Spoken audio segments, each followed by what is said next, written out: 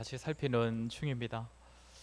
우리가 이 장에 들어와서 가장 먼저 살폈던 것은 우리의 옛 사람, 우리의 옛 상태였습니다. 본질상 하나님의 진노를 받아 죽을 수밖에 없었던 우리였는데, 그러한 우리에게 하나님께서 사랑과 긍휼을 베풀어 주셔서 그리스도와 함께 살리시고 일으켜 주시고 그리스도와 함께 하늘의 높은 자리에 앉혀 주셨다라고 했습니다. 그리고 하나님께서 그러한 은혜를 베풀어 주신 이유는 그 은혜를 전하는 자로 세우기 위함이다라고 했습니다. 그리고 그 은혜는, 이제는 지난주 설교인데, 그 은혜는 우리의 구원에서 가장 잘 드러난다라고 했습니다. 우리가 선물로 받은 그 구원에서 은혜가 잘 드러나는데, 또한 하나님께서 우리를 구원하신 목적이 있다고 했습니다. 그것이 무엇입니까? 우리를 통해 이루어지는 선한 일, 이 하나님께서 우리를 구원하신 목적인데, 그 목적은 아주 오래전에 우리의 구원을 예비하셨을 때 그만큼 창세전에 예비하신 하나님의 계획이었다라고 했습니다. 이렇게 우리가 에베소서 2장에 들어와서 살폈던 것은 지난날 비참했던 우리의 상태와 하나님의 사랑과 은혜로 이제 완전히 달라진 우리의 현재에 대한 말씀이었습니다. 구원에 대하여 아무 가망이 없었던 우리를 하나님께서 그리스도와 함께 영광스러운 자리에 앉혀주셨고, 또한 감히 담을 수 없는 그 하나님의 은혜를 나타내는 자로 세우시고, 또한 하나님의 그 구원과 그 하나님의 선한 일에 쓰임을 받는 자로 세움을 받게 되었다는 것입니다. 그런데 오늘 본문에 이제 들어서 보면 또다시 과거의 이야기가 시작이 됩니다. 11절에서 너희는 그때에 라는 표현이 있고, 또 12절에서도 그때의 너희는 이라고 하면서 지난 과거의 너희의 상태에 대해서 바울이 이야기를 하고, 13절에서는 이제는 이라고 하면서 또 달라진 현재에 대한 이야기를 시작한다는 것입니다. 그러니까 과거의 상태와 달라진 현재에 대한 이야기를 다시 한번 시작한다는 것이죠. 그런데 앞의 내용과는 분명한 차이점이 있습니다. 앞에서는 과거와 달라진 현재를 말하면서 하나님과의 관계 회복에 중점이 있었다면, 이제부터는 사람들과 화목을 이루는 관점에서 과거와 달라진 현재에 대하여 바울이 이야기를 한다는 것입니다. 들어보셨을 텐데, 에베소서는 교회에 대하여서, 그러니까 교회론을 참 잘 담고 있는 성경 중 하나라고 그렇게 많이 이야기를 합니다. 그렇기에 이 에베소서에서 특히 중요한 부분이 오늘부터 시작되는 이 본문, 오늘부터 시작된 이 본문의 내용이라고도 우리가 말할 수 있겠습니다. 과거와 달라진 성도들의 모임인 교회의 하나님, 그 성도들의 모임에서의 화목, 그거에 대하여서 말하는 부분이 이제 본문이기 때문입니다. 특히 바울은 당시로서는 가장 섞이기 힘들고 하나 되기 힘들었던 두 부류의 사람들, 유대인과 이방인의 관계에 대하여 말하면서 그런 원수 같은 관계조차 하나님께서 하나로 부르신다라는 그 사실을 오늘 본문을 통해 우리에게 알려줍니다. 이와 관련하여 오늘 설교할 내용은 세 가지입니다. 먼저 11절에서 이 당시 성도의 하나됨을 방해했던 요소는 유대인들의 선민의식이었습니다. 그리고 두 번째로 12절에서 본래 이방인들은 성도의 하나됨을 이룰 수 없는, 본질적으로는 성도의 하나됨에 들어갈 수 없는 존재였습니다. 마지막으로 13절에서 이들을 하나되게 하신 것은 그리스도의 피입니다. 먼저 11절입니다. 바울은 11절부터 13절까지 계속해서 너희라는 말을 사용을 합니다.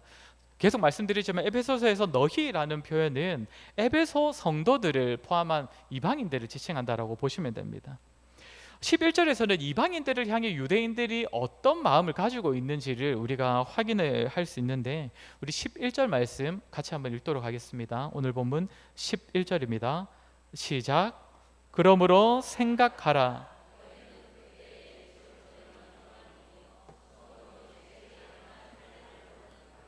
칭하는 자들로부터 할례를 받지 않은 무리라 칭함을 받는 자들이라. 아멘. 먼저 육체로는 이방인이요, 너희는 육체로는 이방인이요 라고 합니다. 그러니까 에베소 사람들은 이스라엘 민족이 아니니까 뭐 육체로는, 그러니까 혈통적으로는 당연히 이방인이 맞지요. 그러니까 육체로 이방인이 너희라는 말인데, 그런데 그러한 혈통 때문에 유대인들로부터 어떠한 취급을 받았습니까? 손으로 육체에 행한 할례를 받은 무리라 칭하는 자들로부터, 그러니까 유대인들을 말하지요. 그 유대인들로부터 할례를 받지 않은 무리라고 그렇게 불려졌다라고 합니다. 근데 이 표현은, 할례를 받지 않은 무리라는 이 표현은 이 한글로 번역되면서 굉장히 순화된 표현입니다. 할례가 무엇입니까? 아시다시피 이제 외적으로는 남자의 성기의 포피를 벗겨내는 행위가 할례입니다.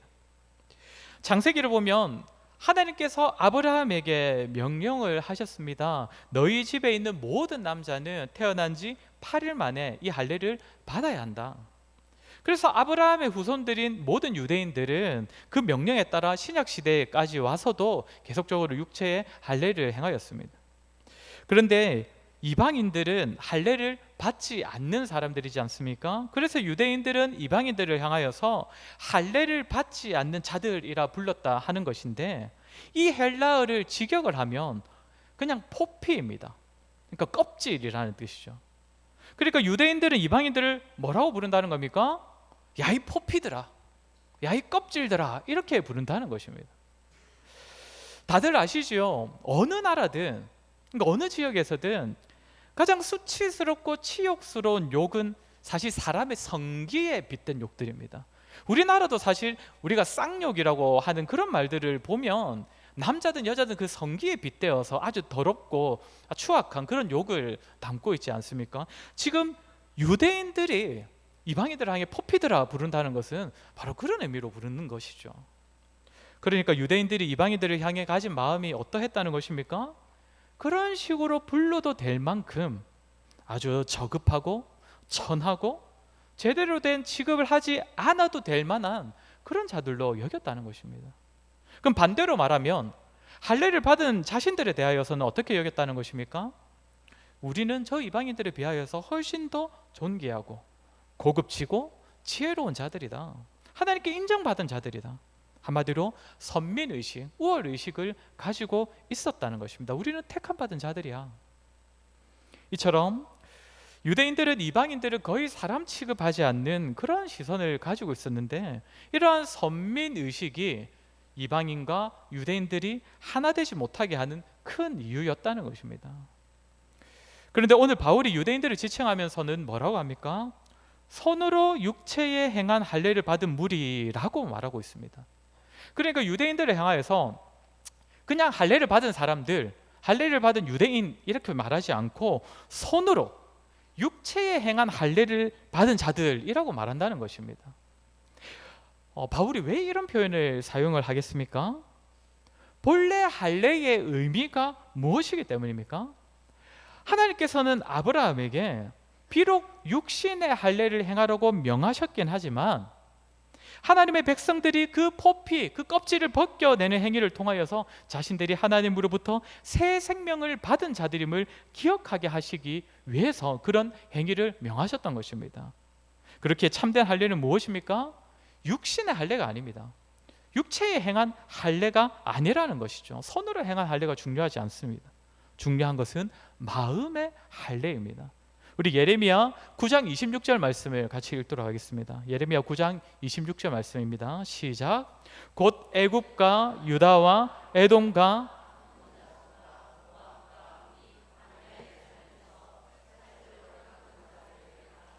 무릇 모든 민족은 할례를 받지 못하였고 이스라엘은 마음의 할례를 받지 못하였느니라 하셨느니라. 아멘. 뭐라고 합니까? 이 구절을 쉽게 풀어서 얘기하면 그겁니다. 육신의 할례를 받지 않은, 그러니까 저 이방인들이나 마음의 할례를, 육신의 할례를 받았어도 마음의 할례를 받지 않는 이스라엘이란 매 한 가지다. 그 말씀을 하고 계신 겁니다. 무엇이 중요하다는 겁니까? 육신의 할례가 아니라, 손으로 행한 할례가 아니라 마음의 할례를 받는 것이 중요하다는 것이죠. 그렇게 오늘 바울이 유대인들을 향하여서 손으로 육체의 할례를 행한 무리라고 부른다는 것은 어떤 의미겠습니까? 육신의 할례를 받았지만 마음의 할례를 받지 못한 유대인들이라면서 지금 비꼬고 있는 것이죠. 그리고 그렇게 마음의 할례를 받지 못한 유대인들의 모습은 할례를 받지 않은 이방인들을 비난하고 업신여기고, 반면 자신들에 대하여서는 우월의식, 선민의식을 가지는 교만함으로 드러난다는 것입니다. 한마디로 유대인들이 가지는 선민의식은 그들이 아직까지도 마음의 할례를 받지 못했다는 증거라는 것입니다. 그리고 그 모습이 이방인들과 유대인들이 하나 되지 못하는 이유가 되었다는 것이지요. 사랑하는 성도 여러분, 오늘날 우리가 살아가는 이 사회에서도 참 비슷한 현상들을 보게 되지 않습니까? 사람들이 참 하나 되지 못하고 어울리지 못하고 갈등을 일으키는 요소가 바로 선민의식과 우월의식입니다. 내가 저 사람보다 더 낫다고 여기는 그런 마음이 상대와 나를 하나 되지 못하게 만듭니다. 내가 저 사람보다 더 낫다. 요즘 드라마마다 등장하는 장면이 무엇입니까? 갑질하는 사장님, 사모님 이야기 아닙니까? 내가 누군지 알아. 알고 보면 갑질 당한 사람이 막 숨겨진 회장님 아들이고 막 이런 드라마 내용이 막 비일비재하게 드라마마다 등장하지 않습니까?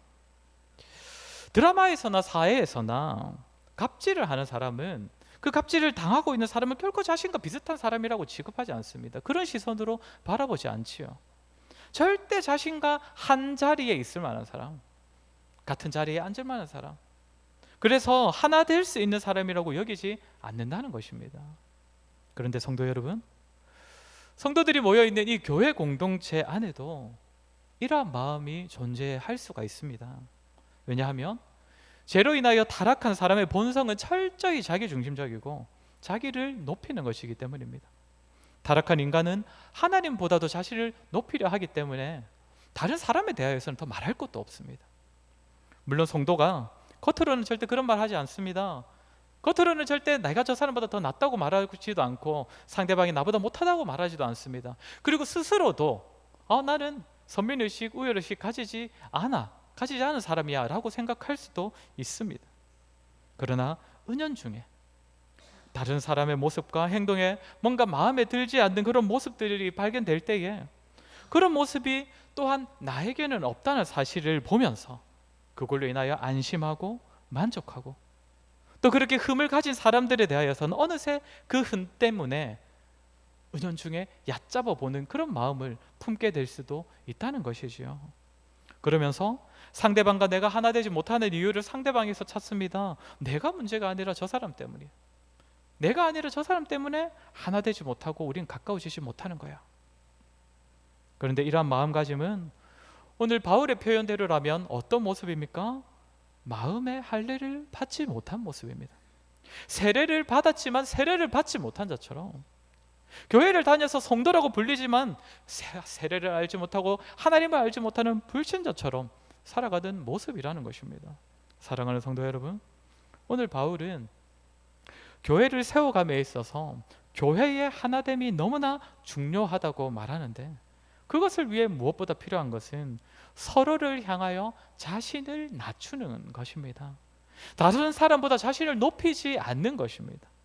상대방에게, 나에게는 없는 흠이 상대방에게 있다 하더라도, 내가 상대방보다 더 나은 조건들을, 자격들을 갖추고 있다 하더라도 그것으로 인하여 내가 저 사람보다 더 낫다는 그런 생각을 품지 않을 때에, 그때 우리는 상대방과 진정한 하나됨을 이룰 수 있다는 것입니다. 저와 여러분, 우리 모두가 마음의 할례를 받은 자로서 서로를 진심으로 높이는 자들, 또한 자신을 낮추는 자들이 되었으면 좋겠습니다. 상대방의 연약함을 볼 때에도 그로 말미암아 내가 교만해지는 것이 아니라 상대방의 그 흠을 거울처럼 여겨서 나 자신을 비춰봄으로써 더더욱 자신을 낮추고 상대를 높이는 그러한 겸손함으로 말미암아 지체들과 하나됨을 이루는 저와 여러분 되시기를 주의 이름으로 간절히 소원합니다. 다음으로 볼 것은 12절입니다. 그러니까 11절만 보면 하나 되지 못하는 이유가 다 이 유대인들 때문인 것 같지 않습니까? 그런데 이제 바울은 12절에서 이방인들은 본질상 하나 될 수 없는 존재, 그 존재였다는 사실을 알려줍니다. 우리 12절 같이 읽도록 하겠습니다. 시작. 그때에 너희는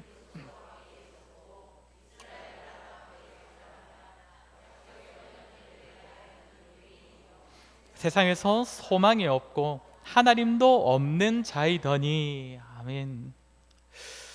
여기 보면 본래 이방인들의 이전 상태에 대해서 바울이 이야기를 하는데, 이방인들이기 때문에 갖추지 못한 것, 가질 수 없었던 것에 대하여서 말하고 있습니다. 먼저 바울은 뭐라고 하냐면, 본래 이방인들은 그리스도 밖에 있었던 자들이었다라고 말을 합니다. 그러면 반대로 유대인들은 어떤 자들입니까? 그리스도께서, 즉 메시아께서 장차 오실 것을 알고 그분을 기다리는 자들이었습니다. 물론 오신 예수님을 몰라보긴 했지만 메시아가 오실 것을 알고 기다리는 자들이었다는 것입니다. 그에 반하여 이방인들은 어떠합니까? 애초에 그리스도가 어떤 존재인지도 알지 못하는 자들입니다. 알 수도 없는 자들입니다. 그렇기 때문에 오실 메시아를 기다리지도 않고 오실 메시아를 영접할 수도 없었던 자들이 바로 이방인들이었다는 것입니다. 그리고 바울은 이방인들은 본래 이스라엘 나라 밖의 사람이었다라고 말을 합니다. 본래 유대인들의 나라인 이스라엘만이 하나님의 인도하심을 받고 하나님과 교제하는 나라, 교제할 수 있는 공동체였지요.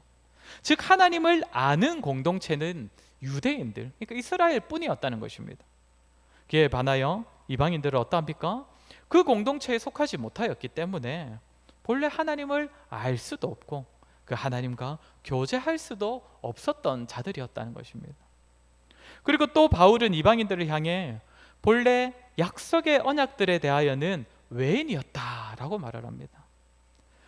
하나님께서는 자기 백성과 언약을 통해 관계를 맺으시고 또 그 언약 안에서 복과 상급들을 주십니다. 그 언약이 하나님과 백성들 사이의 관계를 보장해 주는 것이고, 그 언약이 있기 때문에 하나님께서는 그리스도를 보내주셨고 그리스도로 말미암는 온갖 좋은 것들을 누리게 해 주셨던 것입니다. 그런데 이 언약은 원래 누구와 맺으셨습니까?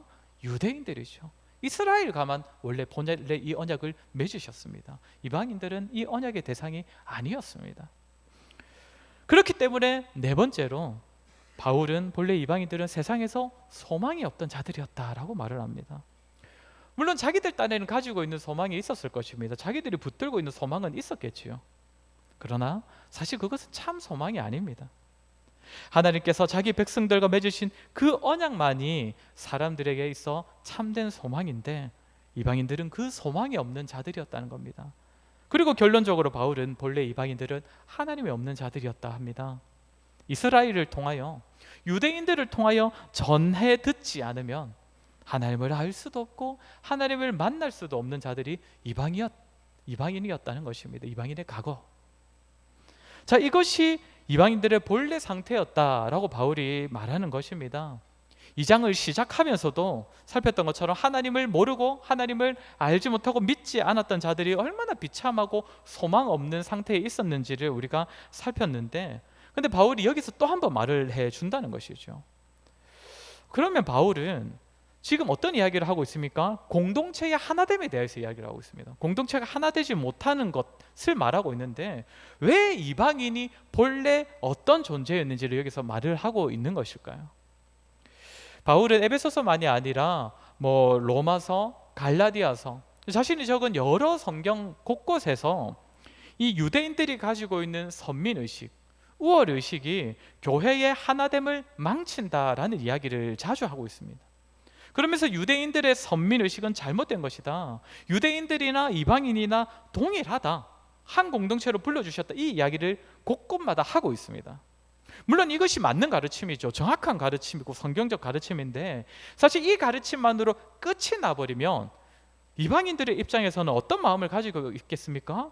아이고, 이스라엘이라고 해서 별것 없네, 유대인들이라고 해서 별것 없네, 이스라엘 공동체라고 해서 특별한 게 없구나. 그러면서 교회의 시작이라고 할 수 있는 이스라엘과 그 교회를 실제로 또 시작한 유대인들만이 아니라 그들의 모임인 교회까지도 가볍게 여기게 될 것입니다. 그냥 아무나 다 여기 와서 출입하면 되는구나, 아무나 다 불러서 하나됨을 이루면 되는구나 라면서 이 공동체로 부르신 하나님의 그 부르심을 아주 가볍게 여기게 된다는 것입니다. 유대인들이 비록 자신들의 부르심을 잘못 이해하여서 잘못된 그 선민의식을 가졌지만, 본래 이스라엘 유대인들은 실제로 하나님께 귀한 자들이었습니다. 하나님께서 특별히 불러서 사용하신 민족이 유대인들이 맞습니다. 다만 그 부르심을 잘못 이해하고 선민의식을 가져서 잘못 사용했던 것이지요. 그러나 그렇다고 해서 교회가 잘못된 것은 아닙니다. 그렇게 잘못된 민족을 통해서 시작되었다 하더라도 복음이 가볍거나 교회가 가벼운 것은 아니지요. 교회가 잘못된 공동체이거나 가볍게 여겨도 되는 공동체는 아니라는 것입니다. 그런 말들을 하지요. 교회는 누구나 올 수 있는 곳이지만 아무나 올 수 있는 곳은 아니다. 그렇게 바울이 이방인들을 향하여서 유대인들은 잘못된 선민의식, 잘못된 우월의식을 가진 자들이지만 너희 이방인들은 유대인들이 가지고 있었던 그리스도에 대한 기다림도 없고 언약 공동체의 부르심도 없고, 그래서 하나님의 언약도 모르고 참 소망도 모르고 하나님도 몰랐던 자들이다. 어쩌면 유대인들보다 너희가 더 가망이 없었던 자들이다. 그것을 말해주는 것입니다. 그러면 결국 바울이 이 사실을 말하면서 이방인들에게 하고 싶은 말이 뭐겠습니까?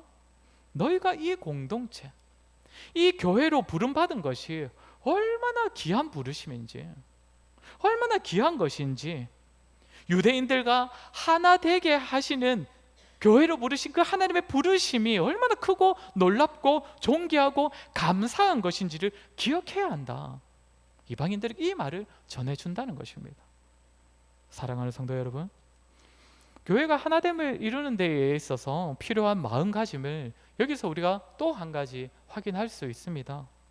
하나님께서 이 공동체로 불러주셨다는 사실이 얼마나 귀한 부르심인지를 아는 것입니다. 하나님께서 천하보다 귀하게 여기시는 한 영혼 한 영혼을 불러 모으셔서 이 공동체를 세우셨습니다. 세상에서는 결코 만들어낼 수 없는 존귀한 공동체입니다. 그리고 그런 존귀한 공동체 가운데 저와 여러분을 불러주신 것입니다. 우리는 본래 하나님의 구원을 받을 자격이 없었던 자들이었던 것처럼 우리는 본래 이 귀한 공동체로 부름받을 자격이 없었던 자들입니다. 하나님께서 귀하게 여기시는 지체들과 교제할 수 없었고, 하나님께서 특별한 공동체로 세우신 교회 공동체로 들어올 수 없었던 자들이었습니다. 그런데 하나님께서 저와 여러분을 귀하게 여겨주셔서, 저와 여러분에게 은혜 베풀어 주셔서 이 귀한 공동체 안으로 불러주신 것입니다. 여러분 믿으십니까? 이 사실을 우리가 기억하고 있을 때에 이 귀한 공동체와 교회 공동체의 구성원들이 존귀하게 여겨질 것입니다. 감히 부름받을 수 없는 나를 하나님께서 이 공동체 가운데 보내주신 것, 그것이 얼마나 크고 놀라운 은혜인지를 아는 사람이라면 이 공동체와 하나됨을 이루는 데에 있어서 주저함이 없을 것입니다. 사랑하는 성도 여러분, 꼭 기억하시기 바랍니다. 하나님께서 세우신 우리 사천 오늘의 교회가 얼마나 귀한 공동체인지, 이 공동체 가운데 부름받은 지체들이 하나님 보시기에 얼마나 존귀한 자들인지를 기억하시기를 바랍니다. 그리고 감히 부름받을 자격 없는 저와 여러분을 하나님께서 이 귀한 공동체로 불러주셔서 이 귀한 지체들을 만나게 하셨다는 것, 그 사실을 기억하시고 지체들과 한 몸을 이루고 하나된 교회를 세우는 일에 열심을 내시는 저와 여러분 되기를 주의 이름으로 간절히 소원합니다. 마지막으로 13절을 좀 짧게 보도록 하겠습니다. 우리 13절 같이 읽겠습니다. 시작. 이제는 전에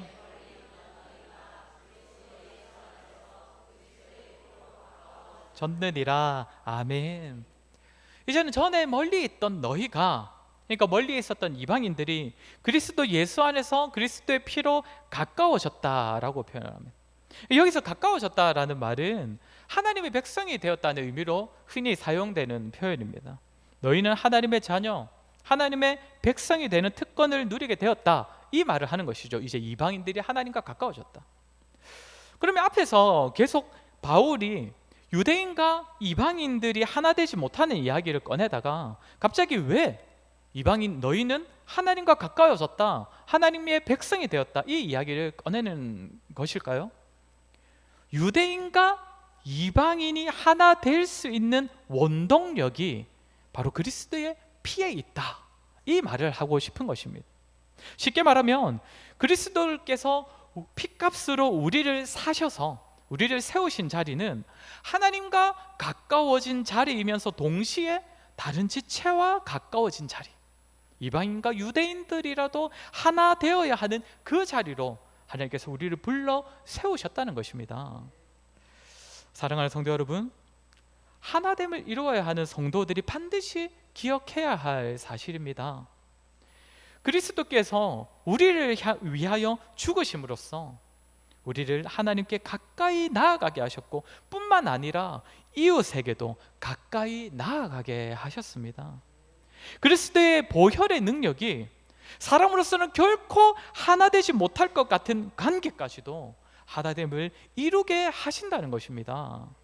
내가 볼 때 내가 도무지 감당할 수 없을 것 같은 사람, 내가 생각할 때 너무나 나랑 맞지 않아서 저 사람과는 결코 하나 되지 못할 거야, 그렇게 생각되는 그 사람까지도 하나 되게 하시는 그 능력이 그리스도의 피에 있다는 것입니다.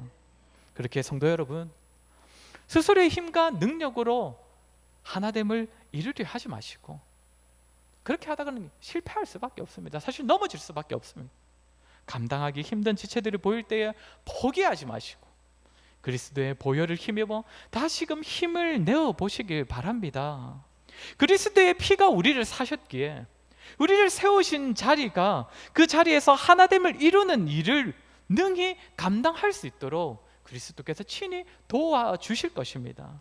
우리 자신을 낮추고 상대를 높이고 그 가운데 그리스도의 하나 되게 하시는 그 능력을 경험하는 일이 우리 가운데 허락되어질 것입니다.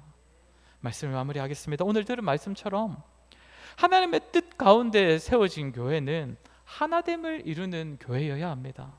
유대인과 이방인이라는 정말 그 원수 같은 관계까지도 하나 되게 하시는 것이 바로 성도의 모임인 교회입니다. 그렇게 저와 여러분도 그런 교회를 세워갔으면 좋겠습니다.